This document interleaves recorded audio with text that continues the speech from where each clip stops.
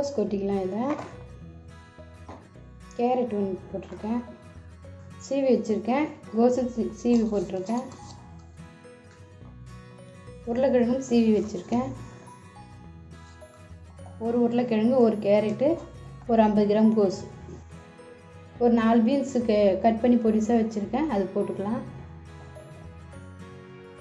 தக்காளி அறுத்து சின்ன சின்னதாக கட் பண்ணி வச்சுருக்கேன், அதையும் போட்டுக்கலாம். குடமிளகா கட் பண்ணி வச்சுருக்கேன், கொஞ்சமாக சின்னதாக, அதையும் போட்டுக்கலாம். வெங்காயமும் பொடிசாக நான் கட் பண்ணி வச்சுருக்கேன், ஒரு அரை வெங்காயம், அதையும் போட்டுக்கலாம். சீரகத்தூள், சோம்புத்தூள், மிளகுத்தூள், விருமிளகாத்தூள் இதை சேர்த்து போட்டுக்கலாம். 2 ஸ்பூன் கார்ன்ஃப்ளவர் மாவு போட்டு. இப்போ நான் அரை கப்பு கோதுமை மாவு வச்சுருக்கேன், அதையும் போட்டுக்கலாம்.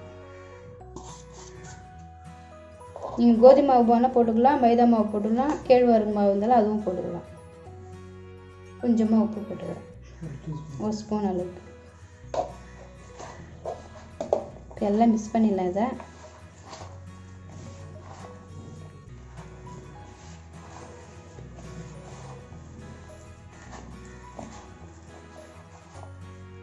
இந்த அளவுக்கு பிசைஞ்சால் கொஞ்சம் ரொம்ப கெட்டியாக இருக்குது, கொஞ்சம் லைட்டாக தண்ணி தெளிச்சிக்கலாம். ஈரப்பதம் இதுலேயே இருக்கும், அதனால் ரொம்ப தண்ணி தெளிக்காதீங்க, அதனால் கொஞ்சமாக தெளிச்சுங்க. நீங்கள் இதில் பீட்ரூட் கூட போட்டுக்கலாம், நான் பீட்ரூட் சேர்க்கல, நீங்கள் வேணும்னா பீட்ரூட் கூட போட்டுக்கலாம். இதில்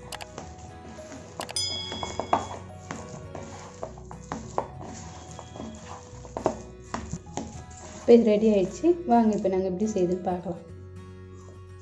இப்போ இந்த மாவு கலவை ரெடி ஆகிடுச்சு. இப்போ நம்ம தட்டிக்கலாம்.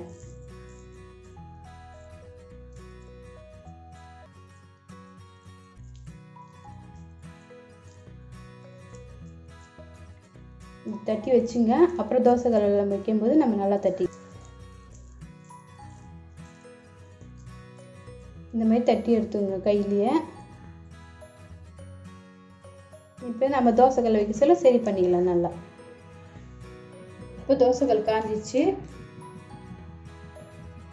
நம்ம தட்டி வச்சுருக்கோம்ல அதை அப்படி போடலாம். போடும்போது நீங்கள் லைட்டாக இப்படி தட்டிட்டிங்கன்னா ஷேப்பாக வந்துடும் உங்களுக்கு.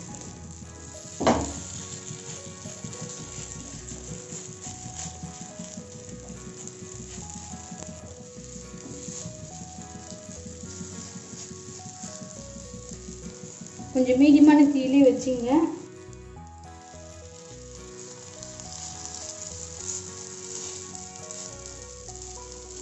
இப்படி தலனால அது அழகாக நவுந்துடும்.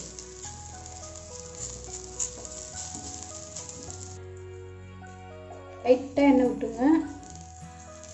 இது எண்ணெயில் கூட பொரிச்சிருக்கலாம், நான் வந்து லைட் தவாவில் எடுத்து இது பண்ணுறேன், அதனால தோசை கல்லில் அழகாக நீ பண்ணுங்க. எண்ணெய் ரொம்ப ஊற்றணும்னு அவசியம்.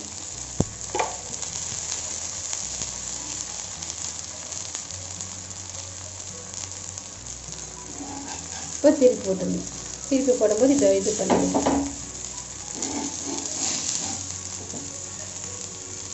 அவ்வளோ கலர்ஃபுல்லாக இருக்குது பாருங்கள். காய்கறிலாம் சேர்ந்து சில பேர் காய்கறி சாப்பிட்றதுக்கு கஷ்டப்படுவாங்க, அதனால் இப்படி செஞ்சு பாருங்கள்.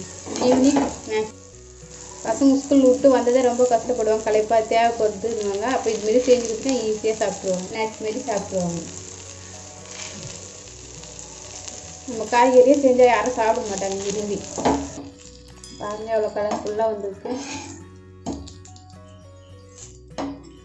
மீடியமானலே வச்சுங்க, ரொம்ப ஹை ஃப்ளேமில் வச்சிடாதீங்க. மீடியம்லேயே கொஞ்சம் இது பண்ணுங்க, ஈஸியாக முடிஞ்சிடும்.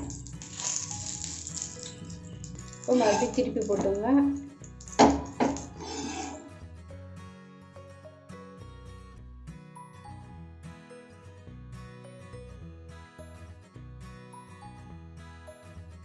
சும்மா 10 நிமிஷம் தான் ஆகும்.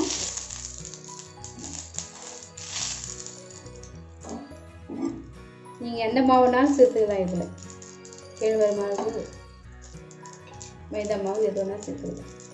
மாவு ரொம்ப போடணுன்னு அவசியமாக கிடையாது, காய்கறி தான் முக்கியமாக இதில் இருக்குது. மாவு கொஞ்சம் கம்மியாக தான் போட்டிருக்காங்க, காய்கறி தான் அதிகமாக இருக்குது. இப்போ இதை எடுத்துக்கலாம். ரெடி ஆகிடுச்சு. வெஜிடபிள் அடை ரெடி ஆகிடுச்சு. நீங்களே செஞ்சு பாருங்கள். எப்படி இருக்குன்னு கமெண்ட் பண்ணுங்கள், லைக் பண்ணுங்கள், சப்ஸ்கிரைப் பண்ணுங்கள், மறக்காமல் பெல் பட்டன் இருக்குது.